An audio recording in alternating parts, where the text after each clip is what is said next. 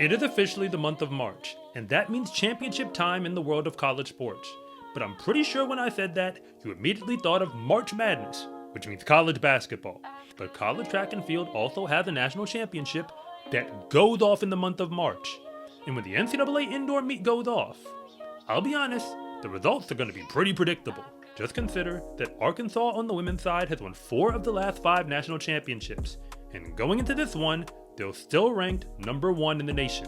And the real reason why we don't see upsets in college track and field is because we don't actually let the best teams go out there and battle it out.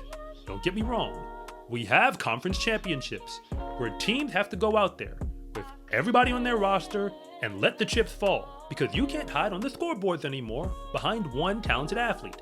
If your roster is not ready to put up numbers, you are going to get beat. It's honestly the most exciting time in college track and field, both for the athletes who compete in it and for the fans who actually watch it. But during most of the regular season, the meets are unscored. And for the championship meets, we don't actually take the best teams. We just select out the best athletes. Because I actually care about track and field, specifically at the college level, and I want to see the sport thrive. And right now, we are in a very uncertain time, specifically when it comes to college track and field. And nobody knows what the future is. The one thing that we do know is that the CEO of the sport has said himself that we need to get to a place where we have competitions with very real stakes and very clear narratives. So I'm not just going to rank the best teams anymore. I'm going to rank them and then tell you what we do with them. March Madness for college track and field. And along with all the odds and percentages, I'm even going to use a random number generator to determine which teams are going to make it onto this track and field bracket. I guess you can call it a bracket to some degree for how it's going to function. And we're going to figure out who could have been the regional championship qualifiers as well as the national championship qualifiers. And of course, who would be the national champion if all the teams really went at it. Because if you win a conference championship in Division 1, it should mean one thing: win and you're in. Because that's how March Madness is done. On the women's side, 17 teams that rank among the top 25, pound for pound, are from the Power 4 conferences. That alone is not really a shock if you know the details of how college recruiting works, specifically for women's track and field. But I was surprised that the Big 12 only had 2 teams that made it that far, albeit those teams were inside the top 10. The ACC was next with 3 teams, and the Big 10 came back with 5 of them. But when you get to the SEC, they proved why they are who we thought they are. They have 7 teams inside the top 25. I'm not making this up. And remember, there are still about 30 conferences in Division 1 track and field represented. So amongst all the other conferences, these are the teams that actually showed up as some of the best in the nation. Montana State goes number 25, but Northern Arizona cracks the top 10. That's how they represent for the Big Sky Conference. Because believe it or not, NAU is not just a distance program. They have a complete team. But beyond that, the Big East also comes back with 2 teams, because Georgetown and UConn prove they are among the nation's best. But perhaps the biggest shocker to me is when Howard, out of the MEAC conference, finished number 14 on the team rankings. They dominate across their region for the most part and took care of business in the conference. Remember, these rankings are based on who did you play and who did you beat. So yes, if we're going off of that logic, that would get them this high. And before I get to the top 5, I've got to let you know this part. The Ivy League, the same conference that doesn't like to give scholarships at all, had Princeton and Harvard both go top 10.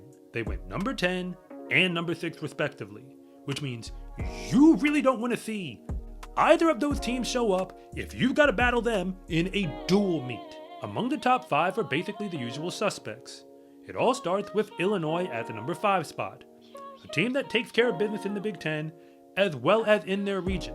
But unfortunately for them, Oregon is now also in the Big Ten, even though they're in another region, and they get the number 4 spot. Keep in mind, it's the exact same order they finished at the Big Ten Conference Championship meet, just saying.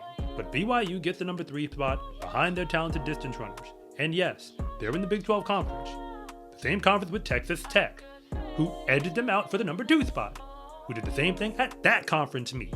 But when the dust settles, the reigning NCAA champions and now defending SEC conference champions again are the Arkansas Razorbacks. And they ran away with that conference title, which is why they are the #1 team, and it's really not all that close. But if you're new here, I want to say thank you for even making it this far into the video. And I'm Coach Rob, the founder of SCARecruiting.com, where I rank the best track and field recruits across the entire nation. And if anything that I say actually connects with you, it is always greatly appreciated if you would please like and subscribe. But if I don't, just let me know in the comment section, because I try to read them all. So after all that, if you invited all of the conference champions to show up and compete in their regions, with a bid to the national championship meet on the line, remember, individual athletes have an opportunity to qualify through to a regional and eventually to the nationals. They can become All-Americans and all that. But if you can't bring your team with you, you ain't scoring points anymore. The teams will score points, and that's who gets the title. It would lead us to the following, which is a very interesting conversation about who's going to get the at-large bids on the women's side. Because, of course, Arkansas is going to get the first one. They're the best team, and it's really not that close. And Texas Tech is #2, so they're going to go with them. But I would actually skip over BYU, based off of their performance at the conference meet, and give it to both Oregon and Illinois.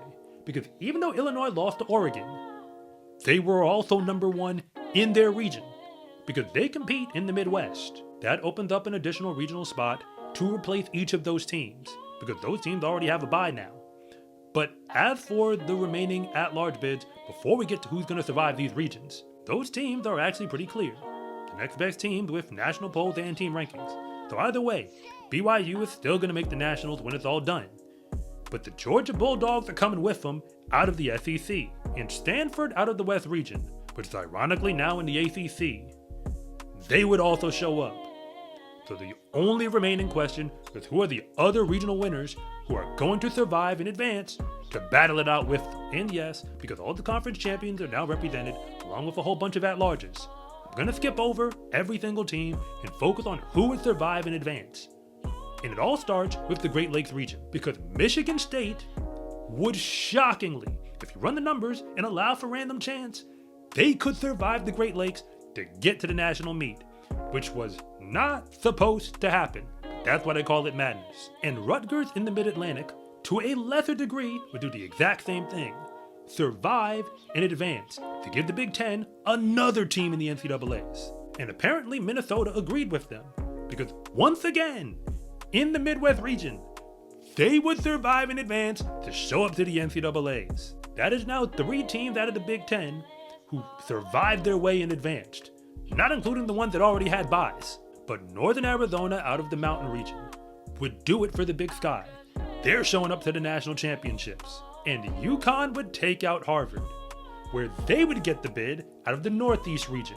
But the biggest shocker out of all of it is when Alabama State, out of the SWAC conference, when all the numbers are run and you allow for some random chance, they survive the South region to make it to the national championship bracket. So yes, that is the real reason why they call it madness, because you actually get some upsets. But LSU taking the South Central is the opposite of an upset. They just did exactly what they were supposed to. Virginia would take the Southeast, and California would survive in advance out of the West, which really wasn't supposed to happen, especially when USC is in front of them. But hey, it is what it is. You gotta go out there and run the races. And when the dust settles, and all of these teams officially battle it out for a national championship, the results would be the following. Because the Arkansas Razorbacks are going to take care of business. They're just not going to win the national title this time. They're actually only going to get 3rd place, specifically if we scored it this way and allow for some random chance. The Oregon Ducks, however, would have a pretty good shot to hold on for the #2 spot, doing it for the Big Ten as well as for the West region. And our brand new national champion, on the women's side for the first time, would be the Texas Tech Red Raiders, proving that they can do what the men did last year in this structure. The fact of the matter is that college track and field at its highest level is basically Olympic caliber. That's why there are Olympic athletes who are competing in college uniforms during this exact season. But the individual athletes represent teams, And we score them at conference meets when they go out there. But when those individual athletes show up to a national championship meet, specifically if they represent a team that didn't really come with them, I don't have a problem with them competing, becoming All-Americans and even going for medals. I just don't think they should be scoring points under their team designation anymore, because the team really didn't come. In this model, only 3 of the projected top 8 finishers in the NCAA Women's 60 would technically not get scored under a team. Those points would have to go somewhere else. But if clear narratives and dynamic performances are really what you want in college track and field, then this is one way to get it. Because it doesn't get much simpler than win and you're in. And it also doesn't get any more pressure packed than win or go home. Because the track and field community definitely deserves to have nice things too. And that includes their very own March Madness. We actually made it all the way to the end of this video. I do have to admit that thank you doesn't do it justice anymore, because you are a real one.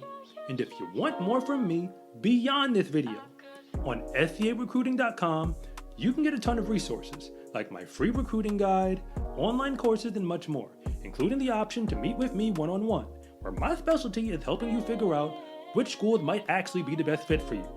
And if nothing else, and you really just want to see more content like this, it is always greatly appreciated if you would please like and subscribe.